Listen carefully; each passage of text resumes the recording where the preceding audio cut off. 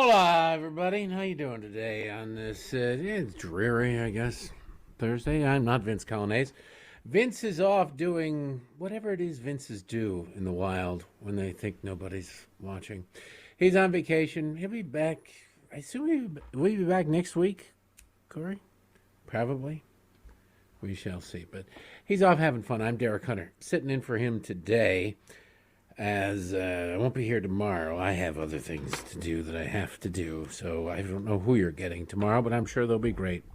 I'm sure they'll be wonderful. And, yeah, so check it out. Stick with us till 6 o'clock. We'll get you there, get you home, get you sane. First, there's a lot of stuff going on, a bunch of things to talk about, and it's one of those days where you sit there and you go, where do you start? Where do you start with this stuff? Do you start local with the insanity of crime? Do you start national with the insanity of Joe Biden? Do you? Because you go down that Biden rabbit hole, you're kind of stuck. You're stuck. There's so much going on down there that you may never pull up from it. Same with New York. I do love how they sit there and talk about how they can't afford anymore sweet, nourishing illegal aliens. The sweet, nourishing illegal aliens. They're being just overrun with them. And they're going to spend an ungodly sum of money on them. Really? Pretty sure, kicking their asses out of the country, following the law, protecting our national sovereignty would be a hell of a lot cheaper. But that's just me. I'm an old-fashioned person who says, oh, this is the law? Well, then we should follow it. Those people charged with enforcing the law should enforce the law, rather than go, yeah, but I don't really care for that law, so I'm not going to. If you did that, you'd go to jail. If the people in charge of enforcing the law decide to do that, why, they will be elevated as heroes by the left across the country, except in Florida, where they have been, at least two of them have been booted so far. Wouldn't it be nice if other Republican governors across the country exercised the power they had and suspended these prosecutors? These left-wing prosecutors say, you don't want to enforce the law, I'll get somebody in here who does. It'd be a nice change of pace, but they don't. They very rarely do that. All right, well, let's talk about enforcing the law and not enforcing the law. And, of course, talking about illegal immigration and the southern border, the wide-open southern border. It's kind of funny. One of the Castro brothers, Julian, Joaquin, I don't know which one. I don't really care which one. They were down there and they tweeted a video of them near the border the other day going, this is the barricade, the floating barricade that Texas Governor Greg Abbott has put out into Rio Grande. And it's bright as day, it's orange, it's huge, you can see it from a mile away. This is a dangerous death trap to the sweet, nourishing illegal aliens, the best people among us. They're really, if they're not bright enough to be able to avoid a giant day-glow orange series of orbs in the middle of a river, then I don't really think that the southern countries are sending us their best and brightest, right? I already suspected heavily that they weren't sending over a whole bunch of people with startup cash and really good ideas, and all they had to do was get to Silicon Valley. They already had the angel investor cash. I already suspected that wasn't what was sneaking across the southern border. But if they get caught up on floating balloons, and we're led to believe that these floating balloons, they're not really balloons, but they're floating orbs, they're plastic. We're led to believe that those things have killed people. Killed people. How they never say. It's amazing how the obvious question when it comes to the press is so rarely asked these days. It's so rare. There are a whole bunch of illegal aliens who really aren't, if you're going, all we've got to do is get across that raging river down there. And they go, yeah, but I can't swim. And somebody says, you'll be fine.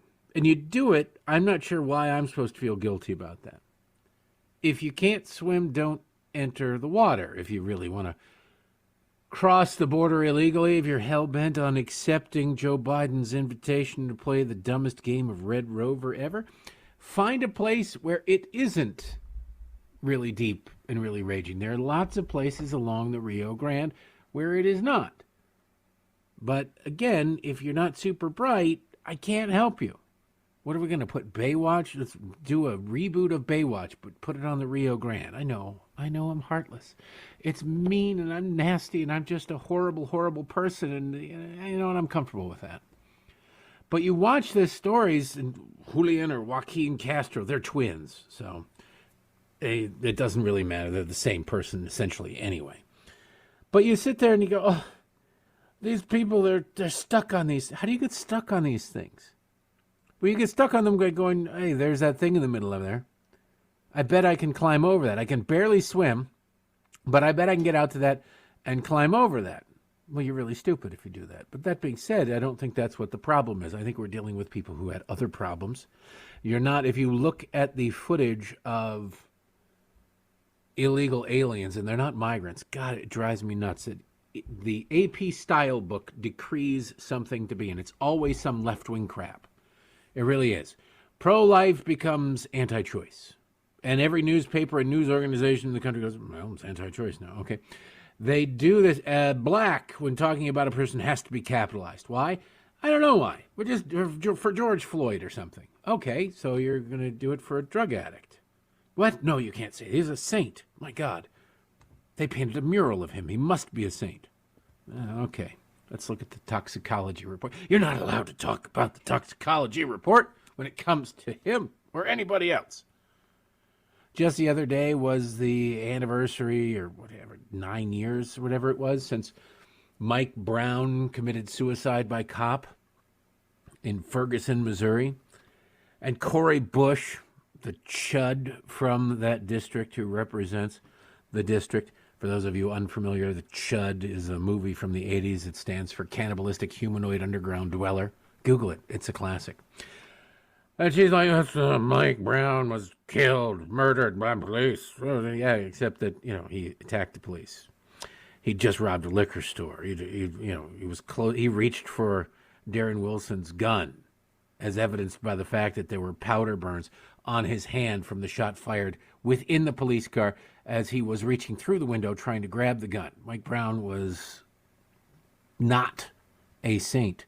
If there was literally anything the Obama administration could have charged Officer Darren Wilson with, Eric Holder would have.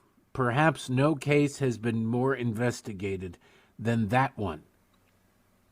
And they couldn't come up with anything. They didn't even file he violated the civil rights. We're making this a federal case. Eric Holder said we can't do anything. Mike Brown attacked him. That's where hands up, don't shoot. I remember the first time I ever heard of that. The first time I heard of it, I think it was on MSNBC. And the story was this guy who was just about ready to go to college. He was getting ready to go to college, and then he was gunned down because he got an iced tea or whatever the hell it was. I'm like, what the hell are you talking about? At first I thought this is a terrible story, and then the truth started coming out. And you're like, this is the same story? I'm like, yeah, it's the same story. It's just evolved. Say, over time, eventually Democrats run out of nooks and crannies to hide their lies in. Anyway, we're straying. It's just, I thought I'd note that anniversary. Deal with leftists who have a very low opinion of the public. And I can see why somebody like Cori Bush or the Castro brothers would have low opinions of the people who elected them. I mean, they elected them. Not really a group of people you'd pick to be on your trivia team.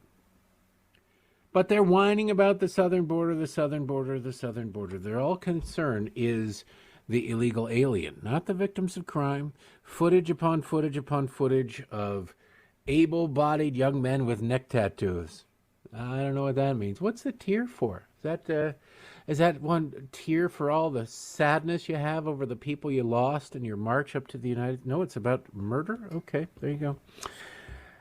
Yeah, these are the people who are streaming across the southern border because smart people and people who have things to contribute to society come in the front door. Why? Because they can make a case for letting them in.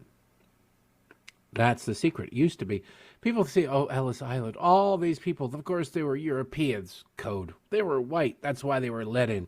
through Ellis Island. A lot of people were turned away at Ellis Island. Ellis Island wasn't just a turnstile where everybody come on in, the water's fine. It was a way station. It was a checkout station. If you didn't have somebody in this country willing to take care of you, if you weren't willing or capable of taking care of yourself, you were turned around. If you were sick, they did a health exam on these people.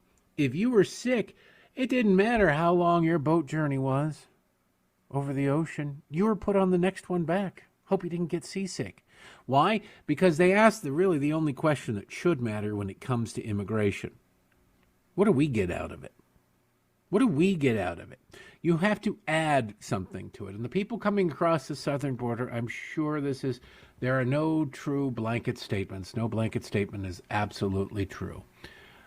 But they pretty much are all close to being true.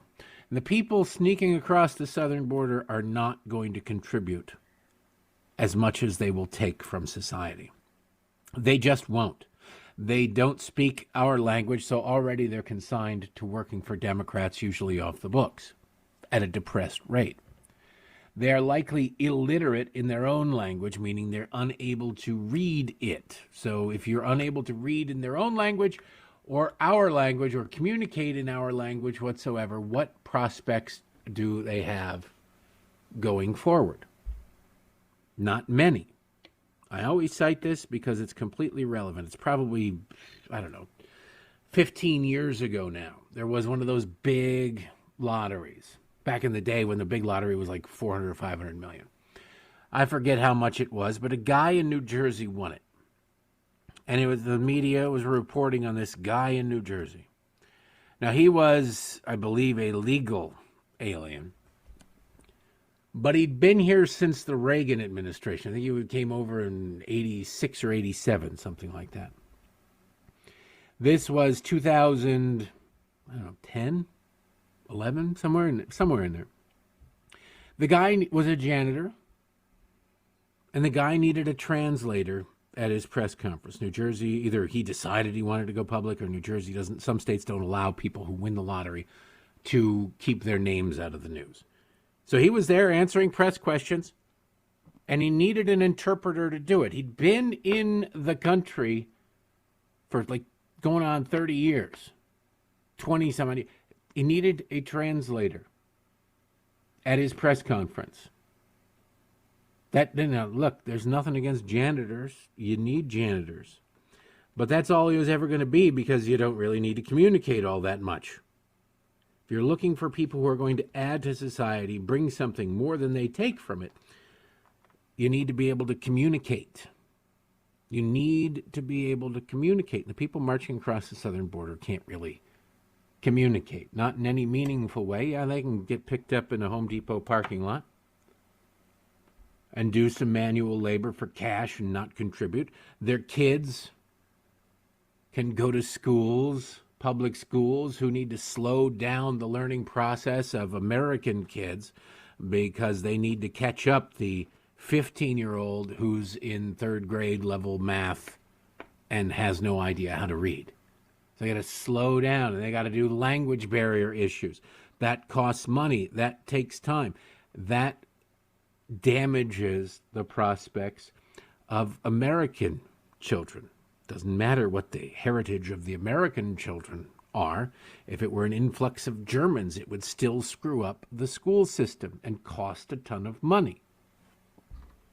Democrats don't give a damn about it. Well, that's not true. New York Post today. NYC parents fear migrant surge in schools. Quote, "This situation is horrible," end quote. See, Democrats suddenly start to care about things when it impacts them. When it's just a bunch of redneck red voters down along the southern border, who cares? Quit whining, Texas. Oh, wait, you're busing them here? We're being tortured. Post reports Manhattan parents were concerned about the overcrowding in their children's already strained schools a day after City Hall warned of an influx of thousands of migrants in the New York City public schools. Again, they're illegal aliens. Migrants migrate, hence the word being the root, migrate. They migrate, come in for the work. They go out when the work goes. They come back for the work, they go out when the work. These people are not planning on going anywhere. And if Democrats have their way, they will be canceling your votes all across the country. They loved it when they were invading red states. Now that it's like overkill and just a drag on finances that they're invading blue states. There's the problem. Quote, the kids are already that are there already crammed.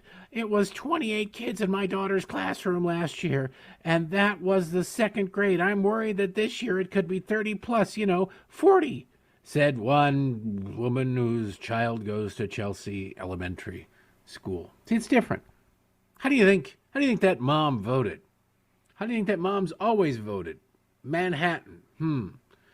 Is there a chance that she's one of the 7 Republicans on the island of Manhattan? I suppose theoretically there is, but it's highly unlikely. See, Democrats only care when things start impacting them. If they're wealthy Democrats, let's put it that way.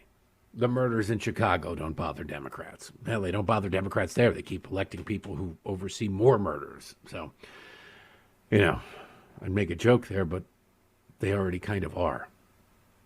Got a lot more to say on this, a lot more coming up. Welcome back, ladies and gentlemen. I got about a minute here. I'm Derek Hunter, host of the Derek Hunter podcast, filling in for Vince Coglianese. And when we come back, we'll still make fun of New York. I loathe New York. I don't loathe New York. New York now, it used to be New York, you'd go there and it would smell like urine. Now it smells like weed and urine. So, celebrate diversity or something, right?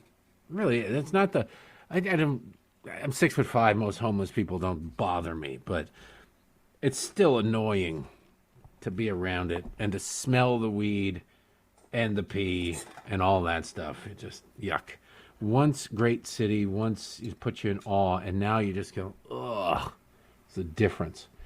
Anyway, we'll be back. The clock tells me it's time for news, and the music is validating that suspicion. We'll be right back. Welcome back. I am not Vince Coglianese. I am Derek Hunter, podcast host, senior columnist, town hall columnist for The Hill, etc., yakety, schmackety. Subscribe to my podcast if you will. Cost you nothing. Doesn't even matter if you never listen to it, although you will. It's more addictive than Hunter Biden's lifestyle. All right. So now we got parents in New York concerned. Suddenly, the Democrats in New York are concerned about illegal aliens.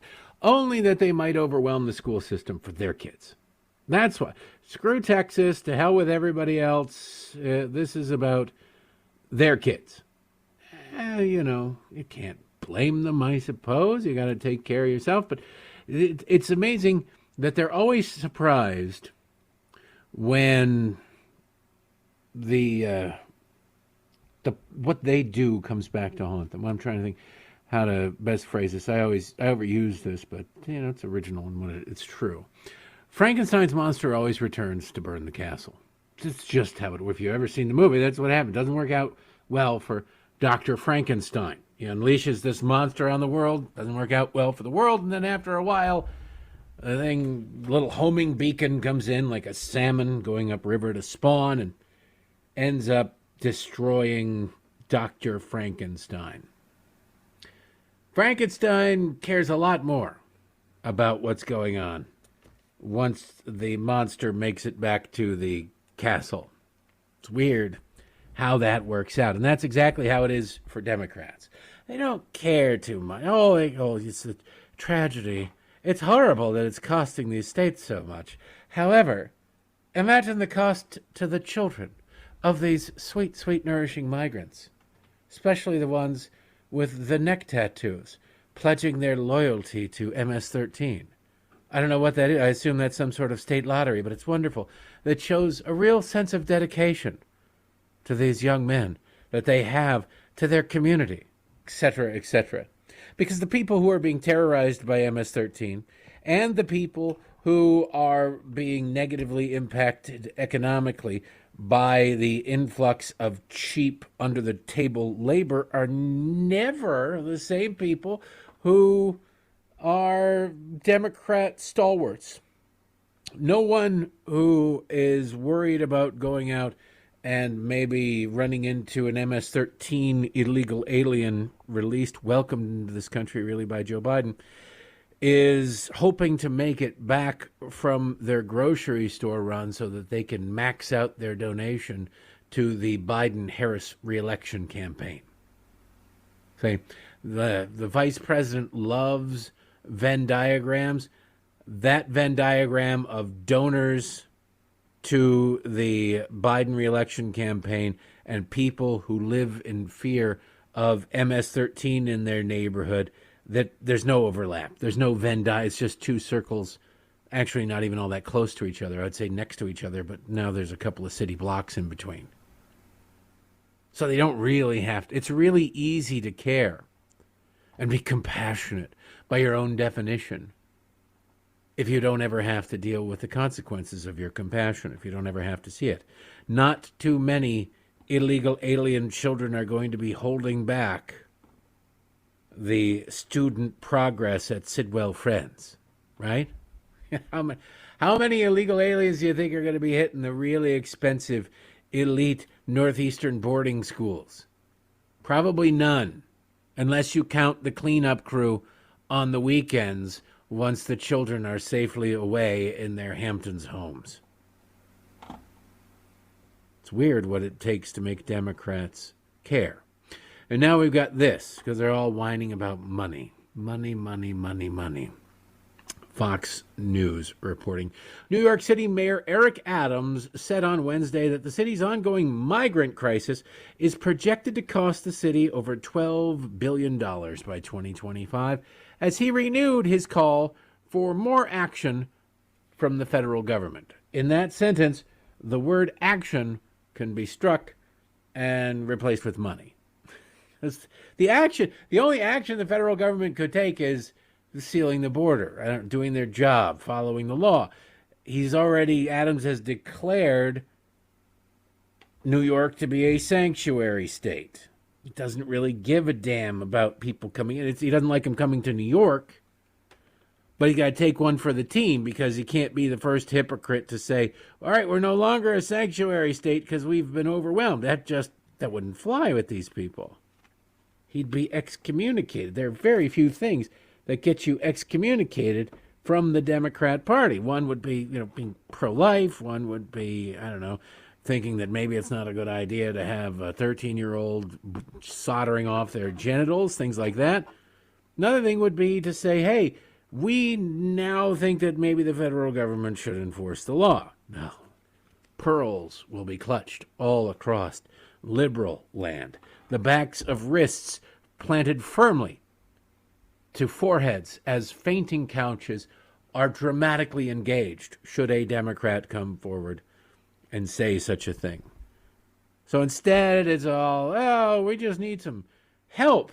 We need some action from the federal government. Action with 9 zeros. Not 9 zeros. You heard me. 9. Quote, since last year, nearly 100 asylum seekers have arrived in our city asking for shelter, and we are past our breaking point, Adams said in a statement. It's weird because literally every small town in Texas where the illegal aliens march across the southern border, that's asylum seekers in a year. That's about asylum seekers in a couple months. And you're not dealing with a city of 8 million people down on the southern border. You're dealing with a city of, 2,000 people on the southern border.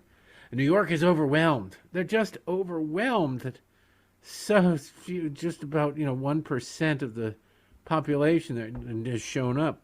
That's a bridge too far. Nobody can handle that. It's horrible, horrible, horrible. Again, those Texas towns, they don't count. They don't matter. They're not real Americans. Mayor Adams continued, New York City has been left to pick up the pieces of a broken immigration system. This is one of my favorite things. Our immigration system is broken. Well, you're only enforcing some of the laws. Barely any of them. It's amazing how, take your watch apart, take a clock apart, and take the back off, and just reach in and grab a couple of springs or some coils or some gears, whatever. Just pull them out. Just some of them randomly, and see how well that clock works. Oh, this is a broken clock. No, you removed half the gears. It can't work. The whole thing needs to work. Deportation has to be a part of the process. Immediate deportation. You have no legitimate claim to asylum if you marched through any other country. Really, realistically, the only people who, by international law, could have a case for asylum would be Mexicans. Honestly, that's true. Because you're supposed to seek asylum. Asylum is supposed to be sought and granted in the first country you come to that you are safe in, that you are not being oppressed by whatever the bad sheriff in your town or whatever it is you're allegedly fleeing. Once you're out of your country, you're in the next country, presumably, unless it's Jackie Gleason as Sheriff Buford T. Justice, and he's not about to let a little thing like jurisdiction stand in the way of him getting his man. You're safe. Unless he really ticked off somebody, like, we'll start an international war in order to get this person nobody's ever heard of. That's the law. That's the law the left, that the elites came up with. That was it. But it doesn't matter anymore. Thanks to Joe Biden. We'll hear you out in 5 to 7 years. You'll never hear from these people again. One that is projected to cost our city $12 billion over the course of 3 fiscal years without policy changes and further support from the state and federal governments. There's your ploy from the mayor. Our compassion may be limitless, but our resources are not. Yeah, they are. Prioritize. Come on, defund the police. What could go wrong? Take some money from them and give them to the illegal aliens. Spread the wealth around, my friends. So I did some math because there's some other numbers in here when you get down to brass tacks. Adam says there are currently more than 57,000 people in the city's shelter system, and it's spending $8.9 million a day, nearly $300 million a month, and nearly $3.6 billion a year. These are the illegal aliens. The city's migrant rolls were highlighted this month when images emerged of scenes outside the Roosevelt Hotel, which is acting as an arrival center, and where lines of adult migrants could be seen camping outside the building. Of course, you want to look at, that's the welcome center. Look at the places where they've been settled by the city, the hotels that they've been put in. And you would think that Hunter Biden came through on a bender. Prostitutes everywhere, drug a problem. I thought these were the go-getters ready to get out. All they seem to be doing is cooking, whoring, and drinking and drugging. I'm sure that I'm going to be a net positive to society that Democrats promise us they truly are is going to kick in at some point, right? Anyway, I did some math on this. I took the numbers right there in the story. 57,000 people, $9.8 million a day, $300 million a month, $3.6 billion a year. So per day, per illegal alien, if they're spending $9.8 million, they're spending $171.92 per day on every single one of these sweet, nourishing illegal aliens. Oh, love them. Single tear down the side of my eyes. They're better than us. They are. Then you go to the per month number, $300 million per month. They're spending $5,263.15 per sweet, nourishing illegal alien per month. Now, that's per illegal alien. A lot of these people are coupled up, and that counts kids, too. It counts kids. The average rental price in New York City is up a lot again this year. It's up to, I believe it's $5,300 a month. Maybe it's $5,500. Whatever it is, it's right around the cost per sweet, nourishing illegal alien that the city says they are currently spending on these things. These are for apartments. If you have a family, you got 15, 16 grand a month that the city's spending on you if you take their numbers seriously. You could get a really sweet place, probably in Greenwich Village, maybe down near where Taylor Swift lives, for that kind of money. mean, not in the same building. That'd be ridiculous. It'd be a lot more than that. But somewhere down in that neighborhood you could. A loft, a studio, something or other. Seems to me that the city could maybe tighten their belt a little bit and get a little smarter about how they spend that money. Instead of paying to fix up hotels that the better-than-you-are illegal aliens are trashing and burning up with crack and meth and God knows what else is crawling around there with the prostitutes, maybe you put them in an apartment building. See, but with this kind of money available for rent, you'd again be running into that, hey, you can live in a building where people who write checks to the DNC, the Democrats live. They don't want that. Nobody lives in those downtown hotels that they've overtaken, that they're damaging. Not a whole lot of Dylan McKay's. There's a nice reference for you. Down there, he lived in the first couple of seasons in a hotel in 90210.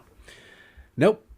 Well, then you go to the per year cost, and you could just really just cut a check and get rid of these people pretty damn quickly. Because if they're spending $3.6 billion with a B per year per sweet, sweet, nourishing illegal alien, you are looking, my friends, at $63,157 per. I'll repeat that number. $63,157 per illegal alien per year. Just times that by a family of three, you got $189,471. Now, it's kind of funny because these illegal aliens are up there and they're now complaining about their accommodations, mostly because they come in, they trash the place, or some of them trash the place, and everybody goes, hey, this place is trashed. You look at any public housing anywhere, and you go, this place is trashed. Yeah, you know why? Because there's no ownership. There's no incentive. Somebody else takes care of stuff. There's no incentive to take care of anything. It's the same thing with something really, really cheap. My first few cars were $400. My first three cars were $400 a piece. Junkers. They were old. They had a ton of mileage. I was never gonna get any resale value out of them. They were in decent shape when I got them, as far as physical, but I mean they're well past their prime. I didn't clean them. It was gonna rain eventually. $400. And then I finally bought my first new car. 2012, I think it was. It was a Mini Cooper. I got that thing every Saturday. I was washing that car. Every Saturday I was vacuuming that car. I took care. I made payments on that car. I was going to take care of that car. You're damn right. I was proud of that car. I earned that car. The other car is like about $400. Yeah, sure, whatever. Cost more to get insurance for the year than it did to get the damn 1979 Volare station wagon with 200,000 miles on it. So you have ownership. You have the pride of ownership. You don't have that when the city's putting you up in a hotel. You don't have that. Why would you? You put a hole in the drywall in the hallway, and somebody else will come along and fix it. And then sooner or later, there's so many holes that nobody comes along and fixes it. And you go, well, this place is terrible, terrible. Well, why'd you put all the holes in the hallway? I don't know. Why'd you carve your name in the bathroom wall? Well, for $189,471 for a family of three that the city is spending on can't stress this enough, sweet, sweet, nourishing illegal alien, you could send those people just about anywhere. That's more than the average gender studies moron who goes to Smith College ends up owing in student loans. You could pay that off. Hell, maybe you get an influx of Smith College graduates coming to New York claiming asylum so they can get their slice of the pie. But it would solve the problem, except it wouldn't actually solve the problem, because the problem is the illegal aliens streaming across the border in the world's dumbest game of Red Rover ever, led by our senile, dementia-suffering, never been too bright his whole life President of the United States. Isn't that interesting? I don't ever want to talk about that. It somehow always comes back to it's Republicans' fault. Why, if Republicans would just grant amnesty to everybody, then everybody who rushed the border at the request and invite of the President of the United States would then become legal, and we wouldn't have this illegal immigration problem, except for you have no plans whatsoever to seal the border. We've heard this song before, 1986. Reagan's amnesty deal, his greatest regret as president. We shouldn't play that. The immigration system isn't broken. They're just refusing to enforce it. They're refusing to follow the law. It's not the system that's broken. It's the Democrats who are.